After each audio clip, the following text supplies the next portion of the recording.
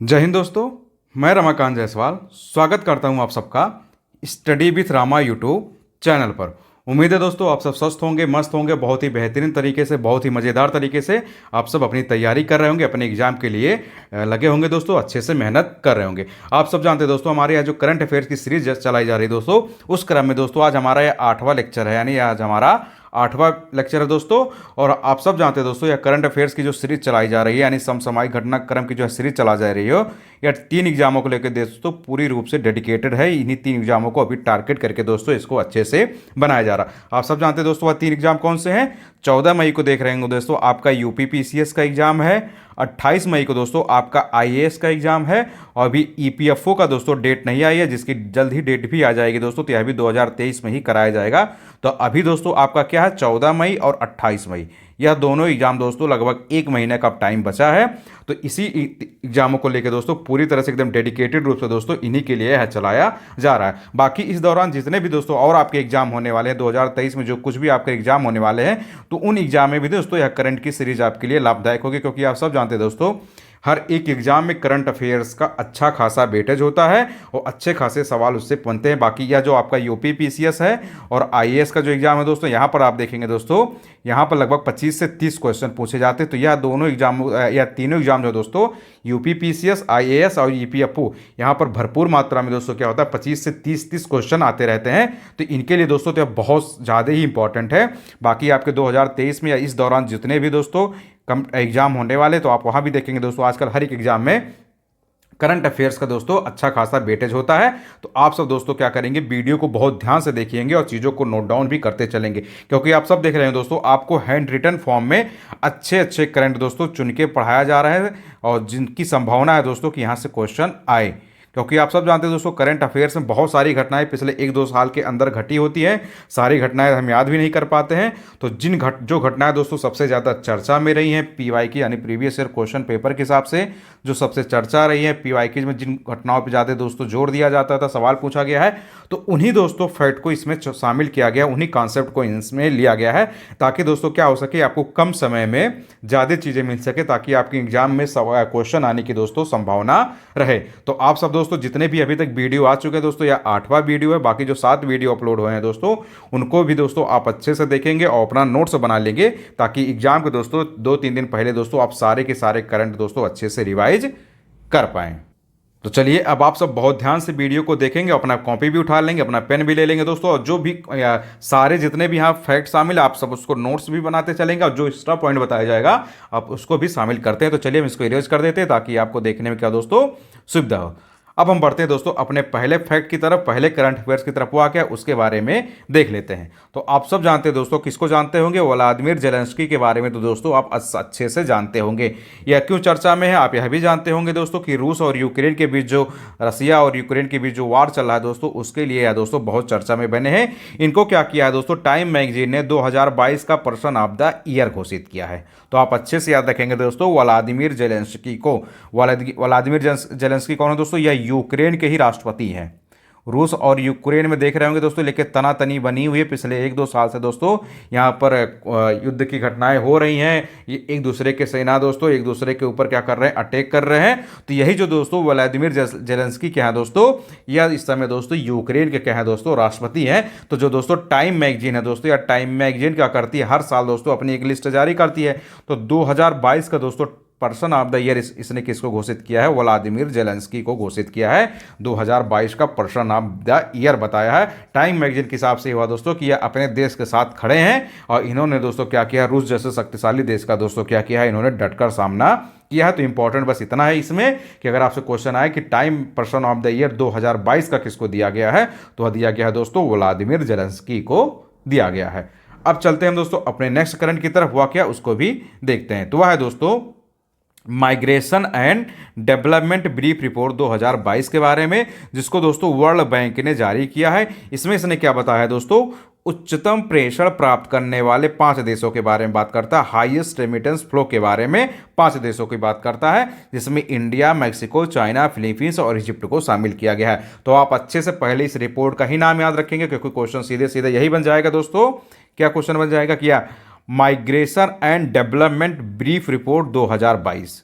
अच्छे से आप इसको याद रखिएगा दोस्तों कि जो migration and development brief report है दोस्तों, इसको जारी किसने किया दोस्तों? वर्ल्ड बैंक ने जारी किया, यानी विश्व बैंक ने दोस्तों यह रिपोर्ट जारी किया। और इस रिपोर्ट में दोस्तों उच्चतम प्रेषण प्राप्त करने वाले 5 देशों के बारे में बताया गया, यानी हाईएस्ट रेमिटेंस फ्लो।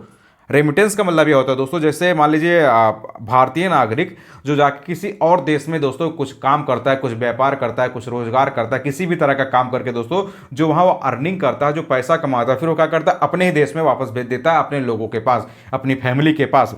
तो यही इसमें बात किया गया है दोस्तों कि उच्चतम प्रेशर यानी हाईएस्ट जो रेमिटेंस है दोस्तों, कौन सी देश की कंट्री है जो सबसे ज़्यादा दोस्तों इस तरह की अर्निंग करती है। तो आप सब जानते हैं दोस्तों, इसमें पहला रैंक किसको मिला है? इंडिया को मिला है। दूसरा रैंक दोस्तों मैक्सिको को मिला है। तीसरा चाइना है। चौथा फिलीपींस है। पांचवा इजिप्ट है। तो आप इंडिया को अच्छे से याद रखेंगे दोस्तों, इंडिया कौन से स्थान पे है? पहले नंबर पे है। यानी हाईएस्ट रेमिटेंस फ्लो के मामले में अगर आपसे पूछा जाए, यानी विदेशों से धन आने के मामले में दोस्तों, तो पहले नंबर पे इंडिया है और दूसरे नंबर पर मैक्सिको या चाइना देख रहे होंगे दोस्तों, तीसरे नंबर पे है। तो इंडिया की रैंकिंग दोस्तों आपको अच्छे से याद होनी चाहिए, क्योंकि यह क्वेश्चन बनने की पूरी संभावना है ये हाईएस्ट रेमिटेंस फ्लो के बारे में। अब चलते हैं हम दोस्तों अपने नेक्स्ट फैक्ट की तरफ, नेक्स्ट करंट की तरफ। हुआ क्या है उसको भी देख लेते हैं। तो यह दोस्तों नई चेतना कैंपेन के बारे में, इसको कितने चलाया है दोस्तों नई चेतना कैंपेन? सेंट्रल गवर्नमेंट ने दोस्तों नवंबर 2022 में दोस्तों इस नई चेतना कैंपेन को स्टार्ट किया है। इसको स्टार्ट करने का उद्देश्य क्या था? महिलाओं के खिलाफ हिंसा उन्मूलन हेतु, और सभी राज्यों में दोस्तों इसको शुरू किया गया था। किस मिशन के तहत किया गया था? राष्ट्रीय आजीविका मिशन जो दोस्तों उसके तहत किया गया था। थीम रखी गई थी दोस्तों जेंडर बेस्ड वायलेंस। तो आप अच्छे से याद रखेंगे दोस्तों, यह नई चेतना कैंपेन के बारे में सीधे सीधे आपसे पूछा जाएगा कि जो नई चेतना कैंपेन है या नई चेतना अभियान, इसको नई चेतना या नव चेतना, आप जैसा भी दोस्तों एग्जाम में लिखा हुआ है, अगर आपसे पूछा जाए नई चेतना या नव चेतना कैंपेन या अभियान को किसने स्टार्ट किया था, तो सेंट्रल गवर्नमेंट ने यानी केंद्र सरकार ने किया था दोस्तों इसको नवंबर 2022 में। अब इस नई चेतना कैंपेन को स्टार्ट करने का उद्देश्य यह था दोस्तों कि महिलाओं के खिलाफ दोस्तों जो हिंसा हो रहा था, जो वायलेंस हो रहा था, उसी का उन्मूलन करने के लिए दोस्तों, उसी का समापन करने के लिए, जो महिलाओं के खिलाफ, वुमेन्स के खिलाफ जो कुछ भी वायलेंस की घटनाएं देखी जा रही थी, तो उसी का उन्मूलन करने के लिए इस नई चेतना कैंपेन को शुरू किया गया था और इसको भारत के सभी राज्यों में शुरू किया गया। तो यह भी आप अच्छे से याद रखेंगे, क्योंकि आप सब जानते हैं दोस्तों वर्तमान में 28 + 8 यानी 28 राज्य हैं और 8 यूनियन टेरेटरी हैं। तो दोस्तों इस अभियान को दोस्तों क्या किया गया है? भारत के सभी राज्यों में शुरू किया गया, यानी पूरे भारत में यह शुरू किया गया है। और किस मिशन के तहत शुरू किया गया है? तो यह भी इंपॉर्टेंट हो जाता है, राष्ट्रीय आजीविका मिशन यानी नेशनल लाइवलीहुड मिशन। तो आप यह भी याद रखिएगा दोस्तों, इसी को शॉर्टकट में बोला जाता है NLM, यानी नेशनल लाइवलीहुड मिशन जो है दोस्तों, राष्ट्रीय आजीविका मिशन जो है, उसी के तहत नई चेतना कैंपेन को नवंबर 2022 में स्टार्ट किया गया। इसके लिए थीम रखी गई थी gender based violence. Gender based violence यानी ये जो हिंसा की घटनाएं है दोस्तों, जो जेंडर बेस्ड हिंसा की घटनाएं होती हैं, उसी के विरुद्ध दोस्तों यह क्या किया गया था? नई चेतना कैंपेन को स्टार्ट किया गया था। तो आप ये सारे फैक्ट अच्छे से याद रखेंगे। अब हम बढ़ते हैं दोस्तों अपने नेक्स्ट करंट की तरफ। हुआ क्या है उसको भी देख लेते हैं। तो वह है दोस्तों 2023 में जो भारतीय गणतंत्र दिवस मनाया गया दोस्तों। गणतंत्र दिवस कब मनाया जाता है? आप यहीं भी कंफर्म कर लीजिए, 26 जनवरी को। नहीं, कुछ लोग इसमें भी डाउट हो जाएंगे, कुछ लोग 15 अगस्त में डाउट हो जाएंगे कि 15 अगस्त को क्या मनाया जाता है। तो मैं यहाँ बता दे रहा हूँ, इसे उम्मीद है कि सबको पता होगा। लेकिन देखिए, जो 15 अगस्त को होता है वह होता है स्वतंत्रता दिवस होता है, यानी इंडिपेंडेंस डे होता है। और 26 जनवरी को क्या होता है? गणतंत्र दिवस होता है, यानी रिपब्लिक डे होता है। तो जो 26 जनवरी को दोस्तों, 26 जनवरी 2023 में जो भारतीय गणतंत्र दिवस मनाया गया था, इस भारतीय गणतंत्र दिवस में अगर आपसे पूछा जाए मुख्य अतिथि कौन बन के आए थे, तो मुख्य अतिथि दोस्तों बनाया गया था अब्दुल फतेह अल सीसी को, जो कि मिस्र के राष्ट्रपति हैं। तो यह बहुत इंपॉर्टेंट फैक्ट हो जाता है कि मुख्य अतिथि कौन थे। तो आप अच्छे से याद रखिएगा मुख्य अतिथि के बारे में कि कौन से मुख्य अतिथि की बारी हो रही है कि 26 जनवरी को, यानी गणतंत्र दिवस जो मनाया गया है 2023 में। आप अच्छे से याद रखिएगा, यह 2022 की घटना नहीं, इसी 2023 की ही घटना है। जो 26 जनवरी 2023 को दोस्तों जो गणतंत्र दिवस मनाया गया है, इसमें मुख्य अतिथि यानी चीफ गेस्ट किसको बनाया गया था? अब्दुल फतेह अल सीसी को। तो आप अच्छे से याद रखिएगा दोस्तों, अब्दुल फतेह अल सीसी। अब्दुल फतेह अल सीसी कौन थे दोस्तों? यह मिस्र के राष्ट्रपति हैं, यानी इजिप्ट जो है दोस्तों, मिस्र को ही बोला जाता है इजिप्ट।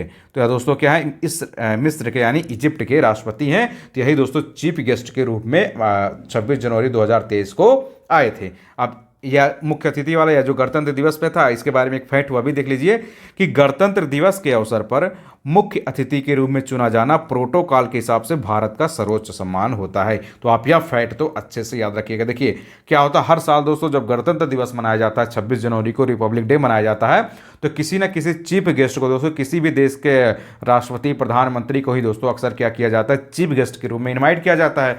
तो जो भी दोस्तों बन के आता है चीफ गेस्ट, जैसे अभी 2023 26 जनवरी में कौन बन के आए, अब्दुल फतेह अल सीसी। अब्दुल फतेह अल सीसी कौन है, मिस्र के राष्ट्रपति हैं। तो जो भी चीफ गेस्ट बन के आते हैं दोस्तों गणतंत्र दिवस के अवसर पर, तो जो भी मुख्य अतिथि के रूप में चुना जाता है दोस्तों, तो अगर आप भारतीय प्रोटोकॉल देखेंगे तो इंडियन प्रोटोकॉल के हिसाब से दोस्तों अब भारत का सर्वोच्च सम्मान माना जाता है। जबकि भारतीय नागरिकों के लिए भारत का सर्वोच्च सम्मान क्या है, भारत रत्न है। लेकिन जो भी चीफ गेस्ट के रूप में रिपब्लिक डे के शुरू पे आते हैं, चुने जाने वाला अतिथि की यहाँ बात हो रही है, और किसी भी देश का चुना जा सकता है, तो इंडियन प्रोटोकॉल के हिसाब से क्या होता है, वह भारत का सर्वोच्च सम्मान माना जाता है। यानी जो भी आता है दोस्तों, एक हिसाब से हो गया कि उसको सर्वोच्च सम्मान भारत का मिला है। तो यहाँ इंपॉर्टेंट फैक्ट ये है कि 26 जनवरी 2023 को चीफ गेस्ट बनके कौन आए थे, तो वह आए थे दोस्तों अब्दुल फतेह अल सीसी, जो कि मिस्र के राष्ट्रपति वर्तमान में हैं। तो यह सारे फैक्ट आप अच्छे से याद रखेंगे।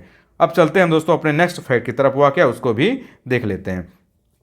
तो यहाँ दोस्तों फीफा वर्ल्ड कप 2022 के बारे में, तो देखिए जो फीफा वर्ल्ड कप 2022 था दोस्तों, इसका आयोजन कहाँ किया गया था, तो आयोजन हुआ था दोस्तों कतर में। कुल 32 टीमों ने हिस्सा लिया था, और यह पहला फुटबॉल विश्व कप है दोस्तों जिसका आयोजन अरब जगत में हुआ था। और इसके बारे में दोस्तों आपसे पिछले वीडियो में भी डिस्कस किया जा चुका है। तो इसलिए दोस्तों बोला जाता है कि आप सारे के सारे वीडियो देखते चलेंगे, क्योंकि सारे फैक्ट भी देखेंगे। कुछ फैक्ट दोस्तों पिछले वीडियो से इंटरलिंक भी होते हैं, और जिन कॉन्सेप्ट को दोस्तों दोबारा रिपीट किया जा रहा है, तो उसका मतलब यह होता है कि उसके आने की संभावना ज़्यादा है। तो आप याद रखिएगा दोस्तों, इसके बारे में पिछले वीडियो में डिस्कस किया गया था फीफा वर्ल्ड कप के बारे में, तो आप फिर से देख लीजिए। फीफा वर्ल्ड कप 2012 जो हुआ था दोस्तों, कब हुआ, कहाँ हुआ था दोस्तों, यह कतर में हुआ था। तो यह बहुत इंपॉर्टेंट हो जाता है कि किस देश में हुआ था, तो कतर में हुआ था। इसमें कुल 32 टीमों ने हिस्सा लिया था, 32 टीमों ने हिस्सा लिया था। कतर में होने का कारण जो था दोस्तों, यह क्यों इंपॉर्टेंट हो जाता है कतर, क्योंकि यह फीफा वर्ल्ड कप दोस्तों जो पहला फुटबॉल विश्व कप है जिसका आयोजन अरब जगत में हुआ है। तो आप सब जानते हैं दोस्तों, सऊदी अरब, यूएई, कतर, ये सब क्या होते हैं, अरब जगत में अंतर आते हैं, ये सब अरेबियन पेनिनसुला के अंतर्गत आते हैं। तो इसलिए इंपॉर्टेंट हो जाता है, क्योंकि यह पहला इस तरह का आयोजन था। तो यह दोस्तों बीबीबीए के इंपॉर्टेंट कैटेगरी में आ जाता है, क्योंकि इससे पहले अरब जगत में कोई भी फीफा वर्ल्ड कप दोस्तों कंडक्ट नहीं कराया गया था। और अरब पेनिनसुला में आप देखेंगे सऊदी अरब आ जाता है, यूएई आ जाता है, कतर आ जाता है। तो इस तरह के देश क्या हो जाते हैं, अरब प्रायद्वीप के अंतर्गत आते हैं। और अरब प्रायद्वीप में कराया जाने वाला यह पहला विश्व कप है, तो इसलिए एग्जाम के पॉइंट ऑफ व्यू से बहुत ही ज़्यादा इंपॉर्टेंट रहने वाला है। अब चलते हैं दोस्तों अपने नेक्स्ट फैक्ट की तरफ, हुआ क्या उसको भी देख लेते हैं कि अगला करंट क्या है, या अगला करंट अफेयर्स क्या है, क्या सवाल उससे बन सकता है। तो देखिए यह दोस्तों IORA के बारे में। अब ये IORA क्या है दोस्तों, इंडियन ओशन रिम एसोसिएशन, यानी इसकी हिंदी होती है हिंद महासागर रिम एसोसिएशन। तो IORA की दोस्तों जो मंत्रिपरिषद की 22वीं बैठक हुई थी, या कहाँ हुई थी, ढाका यानी बांग्लादेश में हुई थी। इसमें भारतीय प्रतिनिधिमंडल का नेतृत्व किसने किया था दोस्तों, डॉक्टर राजकुमार रंजन सिंह ने किया था, जो केंद्रीय विदेश राज्य मंत्री हैं। और इस IORA की स्थापना कब हुई थी, 1997 हुई थी। तो आप इसको याद रखेंगे। हम बात किसकी कर रहे हैं, IORA, या IORA का मतलब होता है दोस्तों इंडियन ओशन रिम एसोसिएशन, यानी हिंद महासागर रिम एसोसिएशन। तो आप इसको अच्छे से याद रखिएगा। IORA का मतलब होता है दोस्तों इंडियन ओशन रिम एसोसिएशन। तो इस IORA की दोस्तों मंत्रिपरिषद की जो 22वीं बैठक हुई है, यह भी इंपॉर्टेंट है कि यह 22वीं बैठक कहाँ हुई, तो 22वीं बैठक दोस्तों देखेंगे आप ढाका में हुई थी। और ढाका कहाँ पड़ता है दोस्तों, बांग्लादेश में पड़ता है, यानी यह बांग्लादेश की क्या है, कैपिटल है, राजधानी है। तो आप याद रखेंगे कि IORA की जो बैठक हुई थी 22वीं कहाँ हुई थी, ढाका में हुई थी। और इस बैठक में दोस्तों सबसे इंपॉर्टेंट हो जाता कि किस भारतीय प्रतिनिधिमंडल का नेतृत्व किसने किया था, यानी भारतीयों इंडिया की तरफ से दोस्तों इस बैठक में कौन शामिल हुआ था। तो इंडिया की तरफ से दोस्तों कौन शामिल हुए थे, डॉक्टर राजकुमार रंजन सिंह। और डॉक्टर राजकुमार रंजन सिंह कौन है दोस्तों, केंद्रीय विदेश राज्य मंत्री हैं। एक्सटर्नल अफेयर यानी विदेश मंत्री, अगर आप ऐसे देखेंगे यूनियन विदेश मंत्री कौन है दोस्तों, वह कौन है, आप उनके बारे में अच्छे से जानते होंगे, एस जयशंकर के बारे में। लेकिन यह जो दोस्तों डॉक्टर राजकुमार रंजन सिंह है, या केंद्रीय विदेश राज्य मंत्री हैं। तो आप विदेश राज्य मंत्री, यहाँ शब्दों पे ध्यान दीजिए, यह राज्य मंत्री की बात हो रही है, ना कि एक्सटर्नल अफेयर जो मिनिस्ट्री होती है दोस्तों उसके बारे में नहीं बात हो रही है, नहीं एस जयशंकर जी के बारे में यह बात नहीं हो रही है। तो भारतीय प्रतिनिधिमंडल का नेतृत्व करने वाले कौन थे दोस्तों? डॉक्टर राजकुमार रंजन सिंह थे। तो इन्होंने दोस्तों भारत की तरफ से इसमें हिस्सा लिया था। और इस इंडियन एसोसिएशन रिम एसोसिएशन की स्थापना कब हुई थी? इसकी स्थापना हुई थी 1997 में, यानी 1997 में। तो आप इतने सारे फैक्ट को दोस्तों अच्छे से याद रखेंगे। अब चलते हैं हम दोस्तों अपने नेक्स्ट फैक्ट की तरफ, हुआ क्या है उसको भी देख लेते हैं। तो देखिए अब हमारा अगला फैक्ट क्या है उसके बारे में भी आप अच्छे से देख लीजिए। तो यहाँ कुछ बुक के नाम दिए गए हैं दोस्तों, या अभी हाल फिलहाल में बहुत न्यूज़ में बना रहा था, तो इस बुक के बारे में हो सकता है आपसे क्वेश्चन पूछा जा सके, तो इसलिए दोस्तों इन बुक को इसमें शामिल किया गया है। तो आप इसको भी देख लीजिए। कौन से बुक है दोस्तों? दी ओपियम ट्रॉफी। यह किसकी बुक है दोस्तों? यह है खुशवंत सिंह की। और दी फिलॉसफी ऑफ मॉडर्न सॉन्ग पुस्तक किसकी है दोस्तों? यह बॉब डायलन की है। और द हैराम्बी फैक्टर बुक किसकी है दोस्तों? गुरजीत सिंह की है। तो यह तीनों के तीनों बुक के नाम और इसके राइटर दोस्तों आपको अच्छे से याद होने चाहिए। दी ओपियम ट्रॉफी आप अच्छे से याद रखिएगा। दी ओपियम ट्रॉफी पुस्तक किसकी है? यह खुशवंत सिंह की है। बस सिर्फ आप इतना ही याद रखेंगे, बुक में क्या दिया गया इससे कोई मतलब नहीं है, क्योंकि एग्जाम में सीधे सीधे आपके इधर राइटर के लेखक के नाम दे देगा, एक तरफ दोस्तों आपको क्या दे देगा? बुक दे देगा, और सीधे सम्मिलित करने में दे देगा दोस्तों 4 राइटर दे देगा, 4 बुक के नाम दे देगा, आपको सिर्फ मैच कराना रहेगा। तो आपको एग्जाम निकालने से मतलब है, कहानी से मतलब नहीं है। तो सिर्फ आप बुक का नाम याद रखिएगा कि दी ओपियम ट्रॉफी बुक किसकी है? वह है दोस्तों खुशवंत सिंह की है। और अगली बुक क्या है दोस्तों? वह है the philosophy of modern song. तो the philosophy of modern song book किसकी है दोस्तों? वह बॉब डायलन की है। तो देखिए खुशवंत सिंह दोस्तों यह भारतीयों से मिलता जुलता नाम है, भारतीय है, तो यह तो आपको याद रहेगा। लेकिन यह जो बॉब डायलन है तो यह अच्छे से याद रखिएगा। The philosophy of modern song पुस्तक किसकी है दोस्तों? Bob Dylan. यह नाम आप देखिएगा, भूलिएगा नहीं। और एक बुक है दोस्तों दी हैराम्बी फैक्टर। तो दी हैराम्बी फैक्टर बुक इसके दोस्तों यह गुरजीत सिंह की है। तो यह तीनों के तीनों नाम आपको अच्छे से याद होने चाहिए कि the Harambee factor Gurjit Singh, the philosophy of modern song Bob Dylan, the opium trophy किसकी है? खुशवंत सिंह की है। तो इससे हो सकता है क्वेश्चन आपसे पूछा जाए। अब चलते हैं दोस्तों हम अपने नेक्स्ट फैक्ट की तरफ, नेक्स्ट करंट की तरफ। हुआ क्या है उसको भी अच्छे से देख लेते हैं। तो देखिए 25वें national conference on e governance 2022 के बारे में यह कहाँ किया गया है दोस्तों? इसका आयोजन जो हुआ है दोस्तों वह कटरा में हुआ है। इसके लिए थीम क्या रखी गई थी? नागरिकों, उद्योगों तथा सरकार के बीच क्या करने के लिए दोस्तों? उनको समीप लाने हो। तो आप यह अच्छे से याद रखिएगा दोस्तों। यह क्या है? 25वां है। इसको याद साफ नहीं दिख रहा होगा, मैं फिर से लिख दे रहा हूँ दोस्तों। यह है 25वां। यह किसकी हो रही है दोस्तों बात? 25वें national conference on e governance, यानी ई गवर्नेंस से संबंधित दोस्तों जो 25वां राष्ट्रीय कॉन्फ्रेंस हुआ है, राष्ट्रीय सम्मेलन हुआ दोस्तों, वह कहाँ पर हुआ? वह कटरा में। कटरा कहाँ पड़ता है दोस्तों? जम्मू कश्मीर में। क्योंकि आप सब जानते हो कि दोस्तों जो माँ वैष्णो धाम की यात्रा पे जाते हैं तो सब कटरा होके हुए जाते हैं। तो कटरा आप तो अच्छे से न्यूज़पेपर में देखते होंगे, यह बहुत चर्चा में रहता है। तो कटरा कहाँ पड़ता है दोस्तों? यह जम्मू कश्मीर में पड़ता है। यहीं पर क्या किया गया दोस्तों? 25वें national conference on e governance का क्या किया गया दोस्तों? आयोजन किया गया है। और इसके लिए थीम क्या रखी गई थी? तो यह थीम पूछा जा सकता है। एक तो यह प्लेस पूछा जा सकता है। इस तरह के क्वेश्चन अक्सर देखेंगे दोस्तों, यूपी पीसीएस ऐसे तरह के क्वेश्चनों पे बहुत ज़्यादा फोकस करता है। तो इसके बारे में थीम आप भी देख लीजिए। थीम या इसलिए कराया गया था दोस्तों ताकि नागरिकों, उद्योग तथा सरकार को, यानी जो सिटीजन्स हैं, जो वहाँ की इंडस्ट्री है और जो गवर्नमेंट है दोस्तों, सबको क्या किया जाए? एक समीप लाया जा सके, यानी मिलजुल के दोस्तों क्या किया जाए? सहयोग किया जाए, ताकि इस क्षेत्र का क्या हो सके दोस्तों? बड़ी मात्रा में डेवलपमेंट हो सके। तो आप प्लेस याद रखिएगा, थीम याद रखिएगा, यही सबसे इंपॉर्टेंट रहने वाला है। अब चलते हैं दोस्तों हम अपने नेक्स्ट फैक्ट की तरफ। वह क्या है उसको भी देख लेते हैं। तो आप देखे होंगे दोस्तों हिमालयन याक, हिमालय का जो दोस्तों याक है दोस्तों, जो हिमालयन याक होता है, इसको क्या कर दिया गया दोस्तों? अभी खाद्य पशु का दर्जा दे दिया गया है, यानी फूड एनिमल का दर्जा दे दिया गया। किसने दिया दोस्तों? तो फसाई ने इसको दोस्तों फूड एनिमल का दर्जा दिया है।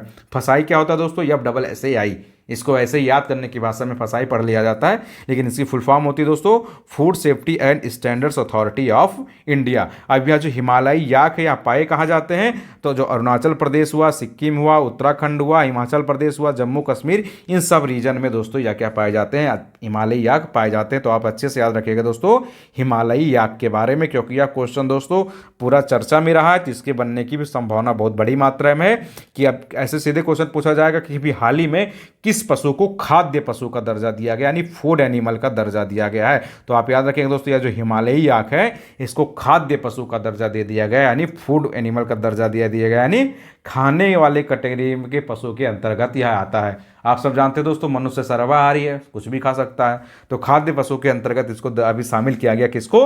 हिमालयन याक को शामिल किया गया है। और यह मंजूरी देने वाली कौन है दोस्तों? संस्था, तो आप यह अच्छे से याद रखेंगे दोस्तों, कौन है? फसाई। फसाई की फुल फॉर्म होती है दोस्तों food safety and standards authority of India. यह बहुत संभावना दोस्तों कि यह क्वेश्चन आपसे पूछा जाए, और या तो इस तरह से पूछा जा सकता है कि हिमालयी याक दोस्तों भारत के किन क्षेत्रों में पाए जाते हैं। तो आप ऊपर से शुरू करिएगा दोस्तों, अगर आप इंडिया के मैप के हिसाब से इसको पढ़ेंगे तो आप अच्छे से समझ जाएंगे। आप ऊपर से शुरू करिए, ऊपर से आप बस चलते चलिए। जम्मू कश्मीर का जो रीजन होता है, हिमाचल प्रदेश का रीजन जो होता है, उत्तराखंड और सिक्किम और अरुणाचल प्रदेश वाले जो रीजन होता है दोस्तों, इन्हीं क्षेत्रों में क्या होता है? हिमालयी याक पाया जाता है। तो आप इसको अच्छे से याद रखिएगा।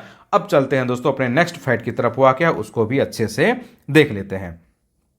तो यह दोस्तों India's first dietary supplement testing centre के बारे में, यानी भारत के पहले पूरक परीक्षण केंद्र के बारे में। इसकी स्थापना कहाँ की गई है? तो इसकी स्थापना की गई है अहमदाबाद में, और यह किसने किया है दोस्तों? युवा कार्यक्रम एवं खेल मंत्रालय द्वारा यह किया गया है। तो आप अच्छे से याद रखिएगा, आपसे क्वेश्चन सीधे सीधे पूछा जा सकता है कि इंडियाज फर्स्ट, यहाँ फर्स्ट शब्द आ रहा है दोस्तों, तो इसका मतलब यह वेरी वेरी इंपॉर्टेंट। आपसे बताया गया कि जो भी घटना पहली बार होती है तो उसकी संभावना ज़्यादा होती है कि इससे क्वेश्चन आपसे पूछा जाए। तो अगर आपसे पूछा जाए कि India's first dietary supplement testing centre के बारे में, यानी भारत के पहले पूरक परीक्षण केंद्र के बारे में, किसकी स्थापना कहाँ की गई है?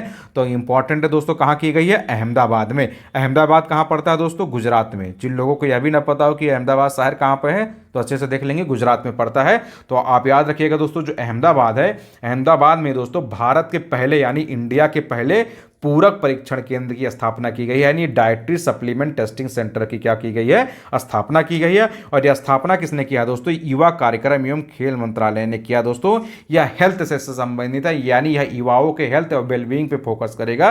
तो आप याद रखिएगा दोस्तों, यानी डाइटरी सप्लीमेंट टेस्टिंग सेंटर है दोस्तों, पूरक परीक्षण केंद्र है जो दोस्तों। इसलिए दोस्तों इसको किसने किया है दोस्तों? युवा कार्यक्रम एवं खेल मंत्रालय ने किया है, ताकि यूथ के हेल्थ हो, फिटनेस हो, उस पर अच्छे से फोकस किया जा सके। तो आप याद रखिएगा अहमदाबाद इसमें बहुत अच्छा घटना है, तो वही आप अहमदाबाद शहर से याद रखिएगा। ऑप्शन में आप मिलेगा अहमदाबाद पे, आप टिक करके आएंगे। अब चलते हैं दोस्तों हम अपने नेक्स्ट फैक्ट की तरफ, वह क्या है उसको भी देख लेते हैं। तो आप याद रखिएगा दोस्तों, एक संगम हुआ था काशी तमिल संगमम, इसका नाम आप अच्छे से याद रखिएगा, काशी तमिल संगमम। इसका आयोजन कहाँ होता है? आयोजन होता है दोस्तों वाराणसी में होता है, नवंबर 2022 से दिसंबर 2022 के बीच। यह आयोजन किसने कराया था दोस्तों? यह होता है collaboration with ministry of education. तो आप अच्छे से याद रखिएगा, आपसे सीधे सीधे पूछा जाएगा कि काशी तमिल संगमम का आयोजन कहाँ हुआ था। यहाँ आप देख रहे हैं दो संस्कृतियों का वर्णन मिल रहा है, काशी तमिल संगमम, यानी काशी और तमिल। आप अच्छे से याद रखिएगा दोस्तों, काशी और तमिल संगमम की बात हो रही है। आयोजन कहाँ हुआ है? वाराणसी में। यह प्लेस बहुत इंपॉर्टेंट हो जाता है कि काशी तमिल संगमम का आयोजन कहाँ कराया गया था? तो यह कराया गया था दोस्तों वाराणसी में कराया गया था, और नवंबर 2022 से लेकर दिसंबर 2022 के बीच में कराया गया था। इसी एक महीने के दौरान हुआ था। और किसके सहयोग से हुआ था दोस्तों? तो जो मिनिस्ट्री ऑफ एजुकेशन है दोस्तों, यानी जो शिक्षा मंत्रालय है दोस्तों, उसी के सहयोग से क्या कराया गया था? काशी तमिल संगम का आयोजन करवाया गया था। किसके? मिनिस्ट्री ऑफ एजुकेशन के सहयोग से। अब यह क्यों कराया गया था? इसका उद्देश्य क्या था? तो इसका उद्देश्य था दोस्तों दो समृद्ध परंपराओं को करीब लाना तथा साझा विरासत की एक समझ विकसित करना। आप इसके नाम से ही देखेंगे दोस्तों, इसमें काशी और तमिल दोनों ही दोस्तों संस्कृतियों का नाम मिलता है। तो इसलिए इसका उद्देश्य भी यही था दोस्तों कि दो समृद्ध परंपराओं को, यानी काशी की जो कल्चर है, काशी की जो परंपरा है, और जो तमिल का जो अपना कल्चर है, अपनी परंपरा दोस्तों, उसको क्या करना? करीब लाना और साझा विरासत की एक समझ विकसित करना। मतलब एक दूसरे की संस्कृति के बारे में एक अच्छी अंडरस्टैंडिंग डेवलप करना और अच्छे से जानना कि हर एक संस्कृति क्या होता है, एक दूसरे दूसरे के लिए ही लाभदायक है। तो इसीलिए दोस्तों इसका आयोजन कहाँ कराया गया था, वाराणसी में कराया गया था। वाराणसी उत्तर प्रदेश में पड़ता है। तो जब वाराणसी उत्तर प्रदेश में पड़ता है तो इसका मतलब यह यूपी पीसीएस के लिए घटना बहुत ही इंपॉर्टेंट है, वेरी वेरी इंपॉर्टेंट हो जाती है। आपको जितने भी यहाँ करंट की सीरीज में जो भी पढ़ाया जा रहा है, जहां भी अगर उत्तर प्रदेश के किसी भी शहर का जिक्र हो रहा हो या उत्तर प्रदेश के किसी राजधानी का और जिले का डिस्कशन हो रहा है, किसी भी ब्लॉक का डिस्कशन हो रहा हो, तो समझ लीजिए कि वो यूपी पीसीएस के लिए वेरी वेरी इंपॉर्टेंट है। ओवरऑल या करंट अफेयर्स तीनों एग्जामों को लेकर पढ़ाया जा रहा है। आईएएस का जो पेपर होने वाला है, यूपी पीसीएस का होने वाला, यूपीएफओ के लिए है। तो जो नेशनल और इंटरनेशनल जो घटनाएं होती हैं तो तीनों ही एग्जामों में पूछा जाता है। लेकिन जो घटना स्पेशली यूपी के किसी डिस्ट्रिक्ट या किसी शहर का अगर नाम उसमें जुड़ा होता है तो वह यूपी पीसीएस के लिए बहुत इंपॉर्टेंट हो जाता है। तो इसलिए आप याद रखिएगा कि काशी तमिल संगम वैसे ओवरऑल मिनिस्ट्री ऑफ एजुकेशन ने कराया था, सेंट्रल मिनिस्ट्री ने करवाया था, करवाया गया है वाराणसी में। तो इसलिए इसका ज़्यादा चांस होता है कि यूपी पीसीएस में इससे क्वेश्चन बन सकते हैं। इसी तरह से क्वेश्चन पेपर का क्या किया जाता है, गेस लगाया जाता है कि हाँ हो सकता है क्वेश्चन आपसे यूपी पीसीएस में पूछा जाए। तो आप इसको इसलिए यूपी पीसीएस के लिए तो अच्छे से याद रखेंगे जो आपका 14 मई को होने वाला है। अब चलते हैं दोस्तों अपने नेक्स्ट फैक्ट की तरफ, नेक्स्ट करंट की तरफ। वह क्या है उसको भी अच्छे से देख लेते हैं। तो यह दोस्तों 17वें भारतीय प्रवासी दिवस सम्मेलन के बारे में। यह हुआ कब है दोस्तों, यह हुआ है जनवरी 2023 में। कहाँ पर हुआ है, इंदौर यानी मध्य प्रदेश में। इसमें मुख्य अतिथि के ओर बनाया गया था डॉक्टर मोहम्मद इरफान अली को, जो कि गुयाना के राष्ट्रपति थे। तो आप अच्छे से याद रखिएगा दोस्तों, हम बात किसकी कर रहे हैं, 17वें भारतीय प्रवासी दिवस सम्मेलन की। आप अच्छे से याद रखिएगा दोस्तों, जो यह जनवरी 2023 में करवाया गया था प्रवासी भारतीय दिवस सम्मेलन। अब प्रवासी भारतीय दिवस सम्मेलन क्यों मनाया जाता है तो आप सब अच्छे से जानते हैं दोस्तों। महात्मा गांधी जी दोस्तों क्या होते इसी दिन दोस्तों भारत में आए थे। अब वह डेट क्या थी, वह डेट आप कमेंट बॉक्स में देंगे, मैं आपको यहाँ नहीं बता रहा हूँ, आप उसको कमेंट बॉक्स में बताएंगे कि भारत को महात्मा गांधी का आगमन कब हुआ था। उन्हीं के आगमन पे क्या किया जाता है दोस्तों, प्रवासी दिवस मनाया जाता है। तो आप यह भी अच्छे से याद रखिएगा। तो यह जो दोस्तों 17वां भारतीय प्रवासी दिवस सम्मेलन मनाया गया है, यह जनवरी 2023 में मनाया गया। कहाँ मनाया गया दोस्तों, इंदौर में मनाया गया है। इंदौर कहाँ पड़ता है, मध्य प्रदेश में पड़ता है। तो आप इसको भी अच्छे से याद रखिएगा। इसके जो मुख्य अतिथि बनाए गए हैं दोस्तों, जो चीफ गेस्ट बनाया गया है, वह किसको बनाया गया है, डॉक्टर मोहम्मद इरफान अली को। और डॉक्टर मोहम्मद इरफान अली दोस्तों आप याद रखिएगा गुयाना के राष्ट्रपति। तो आप दोनों ही जगहों के दोस्तों मुख्य अतिथियों को याद रखिएगा। जो 26 जनवरी यानी गणतंत्र दिवस के अवसर पर जो मुख्य अतिथि आए थे दोस्तों, वह भी कहाँ के थे, वह अफ्रीका के ही थे। तो वह कौन थे, उनको भी आप अच्छे से याद रखेंगे। और अभी आप देख रहे हैं दोस्तों जो भारतीय प्रवासी दिवस सम्मेलन मनाया गया है, इसमें भी जो राष्ट्रपति आ रहे हैं दोस्तों, वो अफ्रीका महाद्वीप के ही दोस्तों गुयाना के राष्ट्रपति थे डॉक्टर मोहम्मद इरफान अली। तो यह दोनों ही आपको अच्छे से याद। और एक तो कौन से दोस्तों, एक तो अब्दुल फतेह अल सीसी करके एक थे, वह थे दोस्तों 26 जनवरी यानी गणतंत्र दिवस के आए पे थे, वह इजिप्ट के राष्ट्रपति थे। और जो भारतीय प्रवासी दिवस सम्मेलन होता है दोस्तों, इसमें कौन आते हैं, इसमें doctor Mohammad Irfan Ali chief guest बन के आते हैं। या कहाँ के राष्ट्रपति रहते हैं, या गुयाना के राष्ट्रपति रहते हैं। तो आप इनको भी अच्छे से याद रखिएगा। और यह अभी हाल ही में दोस्तों जनवरी 2023 में करवाया गया सम्मेलन। तो यह क्वेश्चन आपसे पूछे जाने की दोस्तों संभावना पूरी की पूरी बन जाती है। इसकी जो थीम थी दोस्तों, वह थीम भी याद रखिएगा। और थीम क्या थी दोस्तों, diaspora reliable partners for India progress in Amritkaal. तो यह थीम याद रखिएगा दोस्तों कि जो डायस्पोरा है दोस्तों, जो प्रवासी हैं, वह रिलायबल पार्टनर्स हैं इंडिया के लिए, यानी इंडिया के दोस्तों वह विश्वसनीय मित्र है। प्रोग्रेस इन अमृतकाल यानी जो अमृतकाल चल रहा है दोस्तों, आप सब जानते हैं दोस्तों भारत अपनी आज़ादी का 75वां दोस्तों क्या मनाया है, दिवस मनाया है दोस्तों। इसी 75 से 25 तक 100 तक देखेंगे दोस्तों, यानी जो 25 साल है दोस्तों, इसी अमृतकाल का दर्जा दिया गया है। तो यह दोस्तों क्या किया जा रहा है, जो अमृतकाल के लिए दोस्तों क्या कहा गया कि जो डायस्पोरा है वह रिलायबल पार्टनर्स फॉर बनने वाले हैं। इंडियन डायस्पोरा जो है वह अमृतकाल के दौरान। तो आप यह सारी घटनाओं को अच्छे से याद रखेंगे कि इंदौर में हुआ था। तो यह वेरी वेरी इंपॉर्टेंट क्वेश्चन है दोस्तों, इसलिए इस पर ज़्यादा जोर दिया गया है। इसकी पूरी की पूरी संभावना है कि आपसे पूछा जाए कि यह कहाँ कंडक्ट कराया गया था। इसके chief guest doctor Mohammad Irfan Ali थे और यह गुयाना के राष्ट्रपति रहते हैं।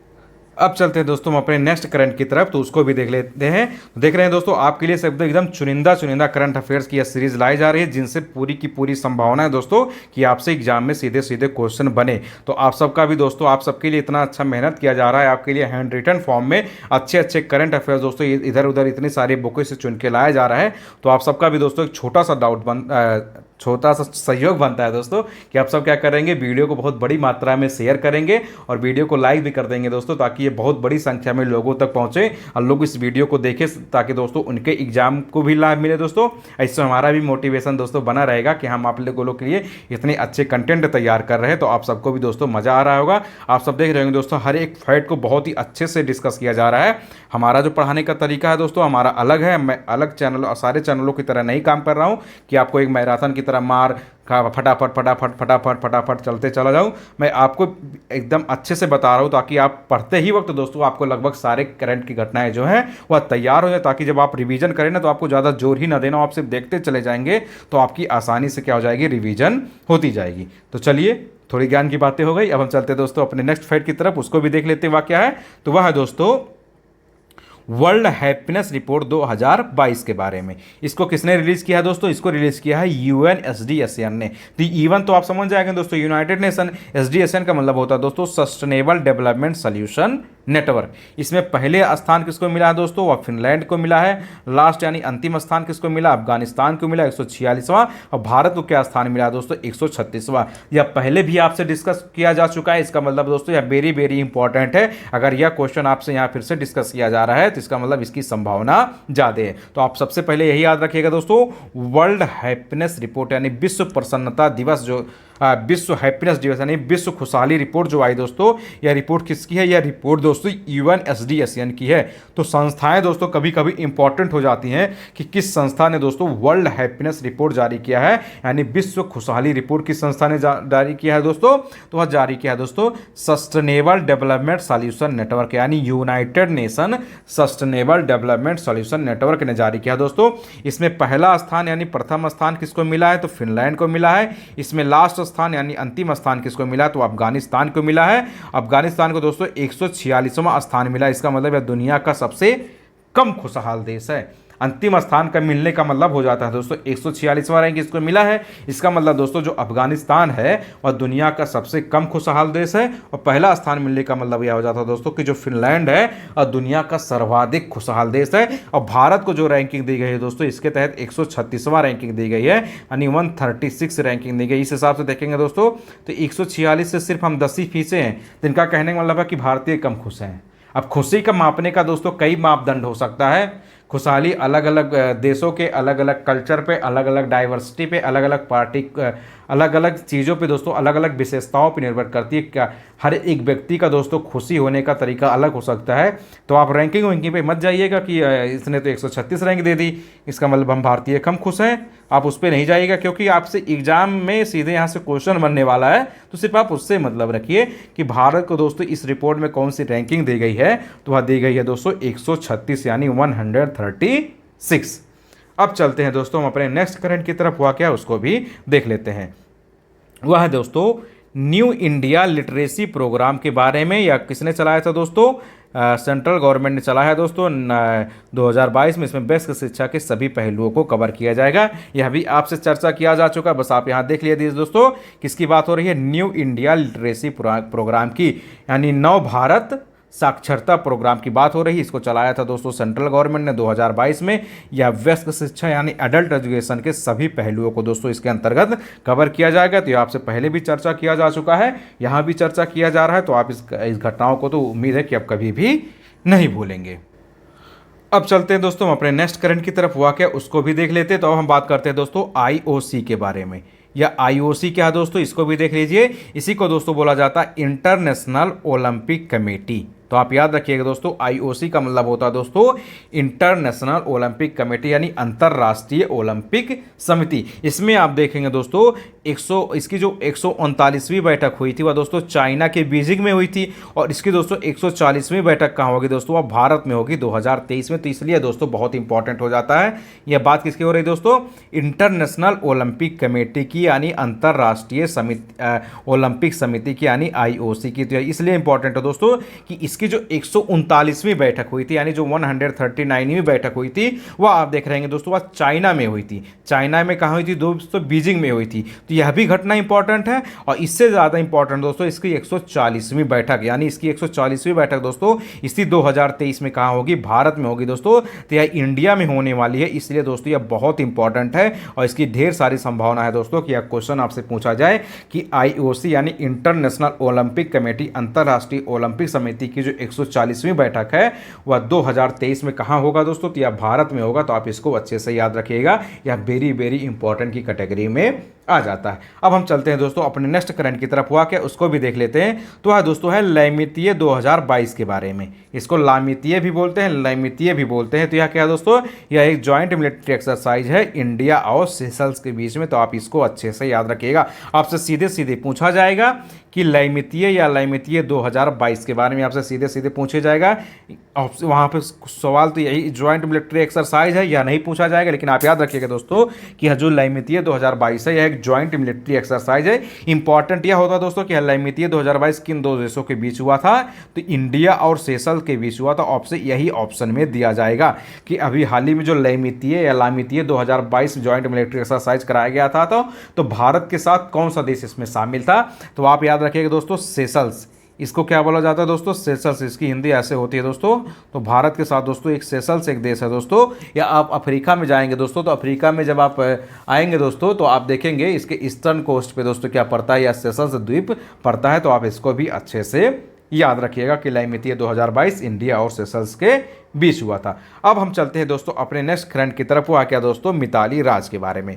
इससे पहले दोस्तों आपने किसी करंट के किसी वीडियो में, दूसरे या तीसरे, पहले जिसमें भी पढ़ा दोस्तों, आपने किसके बारे में पढ़ा था, झूलन गोस्वामी के बारे में। तो एक क्रिकेटर के बारे में आपने पहले ही पढ़ लिया है। आप देख रहे हैं ना, वुमेन क्रिकेटर जो दोस्तों, जो महिलाएं क्रिकेटर हैं वह भी कितनी बड़ी मात्रा में दोस्तों पुरुषों से पीछे नहीं जा रही हैं, वह भी दोस्तों पीछे पीछे उनके आगे अपना अपना क्रम बढ़ाते चली जा रही हैं। तो अभी आप झूलन गोस्वामी के बारे में आपने पढ़ा था, अब आप देखने वाले हैं दोस्तों मिताली राज के बारे में। यह क्यों है दोस्तों, ये देखिए, लगातार 6 विश्व कप खेलने वाली दोस्तों यह पहली महिला क्रिकेटर हैं और सचिन और जावेद मियांदाद के बाद दोस्तों तीसरी पहली महिला खिलाड़ी हैं। तो अब आप अच्छे से याद रखिएगा दोस्तों मिताली राज के बारे में। झूलन गोस्वामी के बारे में दोस्तों आपने पिछले वीडियो में पढ़ा है।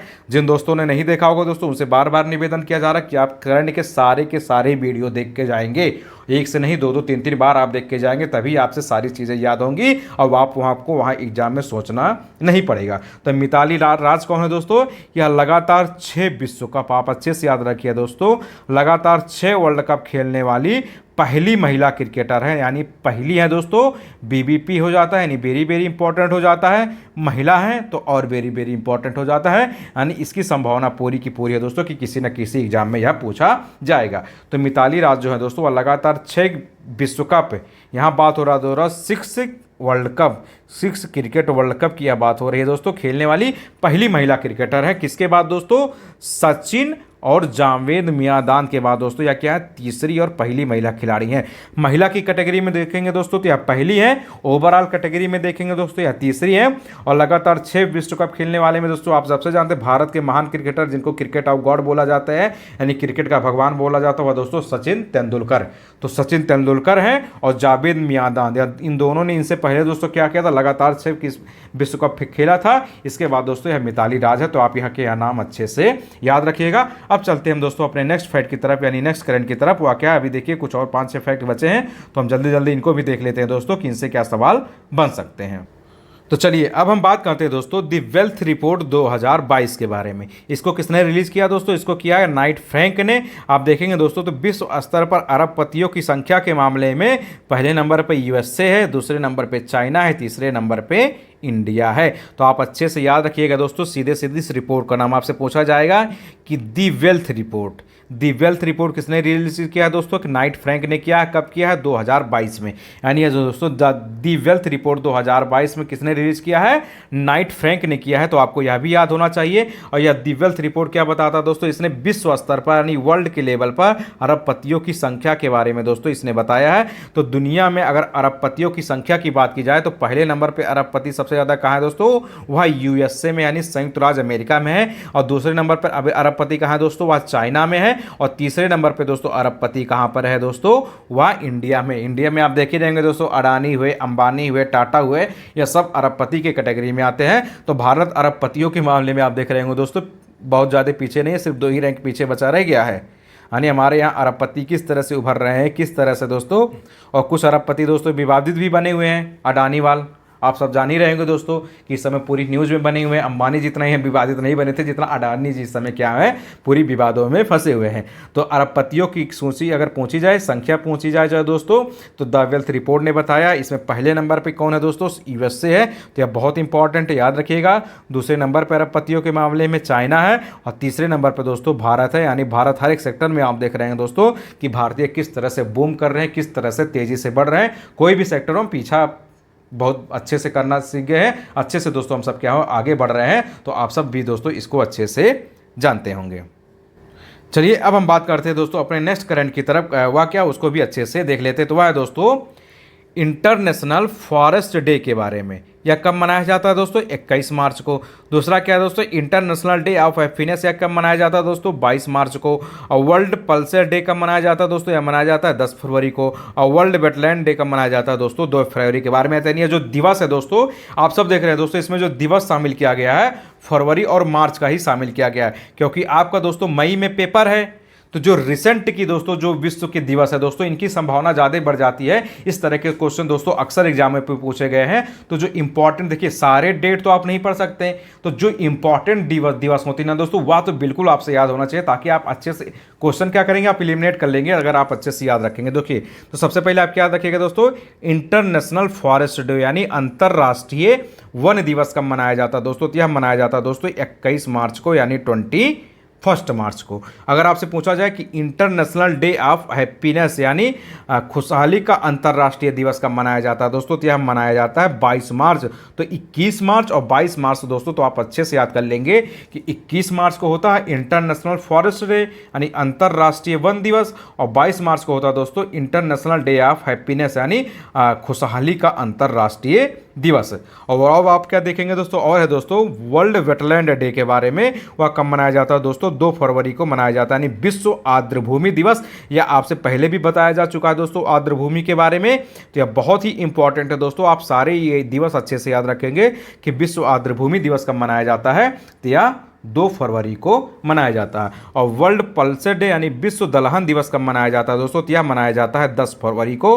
तो आप अच्छे से भी याद रखिएगा, या जो भी दिवस आपसे चर्चा किया जा रहा है तो वह समझ लीजिए बहुत ही इंपॉर्टेंट है। आपको ऑलरेडी करंट की जो सीरीज चलाई जा रही है दोस्तों, आप देख रहे होंगे दोस्तों, आपको ऑलरेडी छटनी करके पहले से ही करंट दिया जा रहा है, यानी इंपॉर्टेंट करंट आपके लिए पहले से ही लाए गए हैं। तो आप एक भी करंट अपने हिसाब से छटनी मत करिएगा, आपको जितना पढ़ाया गया आप टू दी पॉइंट आपको पढ़ाया जा रहा है, तो टू दी पॉइंट आपको याद भी होना चाहिए दोस्तों, क्योंकि अपने अनुभव से हम बता रहे हैं दोस्तों, सीधे सीधे ऐसे ही क्वेश्चन पूछा जाएगा, क्योंकि आपके लिए ऑलरेडी सब कुछ छांट के अच्छे करंट ही लाए गए हैं। तो आप इनमें से कोई भी फैक्ट मिस नहीं कीजिएगा, क्योंकि करंट में कहां से पूछा जाए दोस्तों इसकी कोई गारंटी नहीं होती है कि वह कौन से फैक्ट को शामिल कर ले। तो इसलिए जितने भी दिवस बताए जा रहे हैं, जितने भी इंपॉर्टेंट चीजें बताई जा रही हैं, सब के सब आपके लिए इंपॉर्टेंट है। तो आपके लिए जो यह सीरीज चलाई जा रही है दोस्तों, इसमें से आपसे कोई भी फैक्ट नहीं मिस करिएगा। बाकी आप जो बुक पढ़ रहे होंगे करंट के लिए, आप उसमें जो चाहिए वो आपका मर्जी है, वह आप करते रहिए, उसमें हम कुछ नहीं कर सकते दोस्तों, क्योंकि वह आपके हाथ में है। आप सब मैच्योर हैं, आप सब ग्रेजुएट हैं, आप सब तैयारी कर रहे हैं दोस्तों, तो आप सबको खुद पता होगा अपना फ्यूचर, अपना भविष्य, आपको कहां जाना है। तो वह चीजें मैं नहीं डिस्कस करने वाला, लेकिन आपसे बस इतना सा निवेदन है दोस्तों कि आपको जितनी भी फैक्ट इन सारे वीडियो में जब तक यह सीरीज चलाई जा रही है, तो आप एक भी फैक्ट दोस्तों मिस न करिएगा, यह आप सबसे एक निवेदन है। अब चलते हैं दोस्तों अपने नेक्स्ट फैक्ट की तरफ, वह भी देख लेते हैं। अब 3 फैक्ट और बचे हैं, उनको जल्दी जल्दी देख लेते हैं दोस्तों, तो आज का हमारा वीडियो क्या हो जाएगा, समाप्त हो जाएगा। अब हम बात करते हैं दोस्तों MGGT के बारे में। यह MGGT क्या है दोस्तों, महात्मा गांधी ग्रीन ट्रायंगल। इसका उद्घाटन कहाँ किया गया दोस्तों, तो किया गया एंटाना रियो में। या क्या दोस्तों, आज़ादी के अमृत महोत्सव के रूप में दोस्तों मार्च 2022 में किया गया है। एंटाना रियो कहाँ पड़ता है दोस्तों, मेडागास्कर में पड़ता है, और एंटारियो में स्थित दोस्तों यह ग्रीन ट्रायंगल यानी एक हरित तिराहा है।